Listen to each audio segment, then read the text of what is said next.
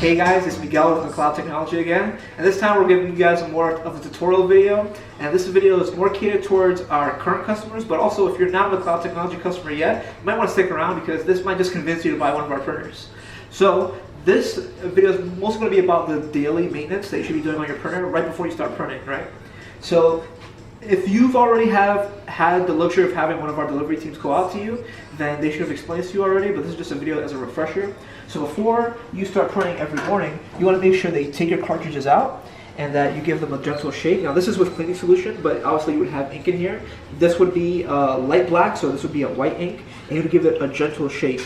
You want to make sure that you don't drop the cartridge or you don't shake too roughly, because as you guys can see, and the reason why I brought the cleaning solution out was so that you guys could see, you could clearly see that this is made up not only of a plastic housing, but also a plastic bag inside. So if you treat this cartridge too roughly, there's a chance that the plastic bag will break and pop and will render this cartridge useless. It will not be able to be used by the printer anymore.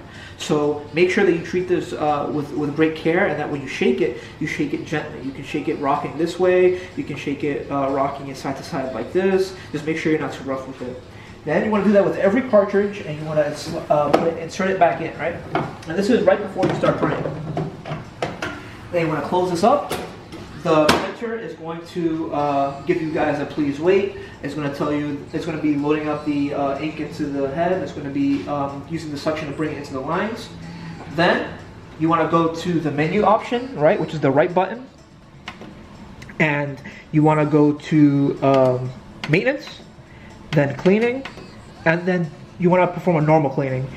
Then after performing the normal cleaning, you might have to wait 5 to 10 minutes for that. You want to go to test print and do a nozzle check. And the reason why you do a nozzle check is just so you can see if any nozzles are giving you any problems. If they are, you want to go back into maintenance, and then cleaning again, and perform a power cleaning. The reason why we do the normal cleaning first is just so that you don't waste as much ink, because power cleaning uses more ink than normal cleaning. I have another little demonstration for you on why we actually shake the cartridges. So I don't know if the camera can see this, but this is a demo of one of our white inks that I left sitting for a few days. So as you guys can see up above, it's more watery and all the ink has settled down to the bottom.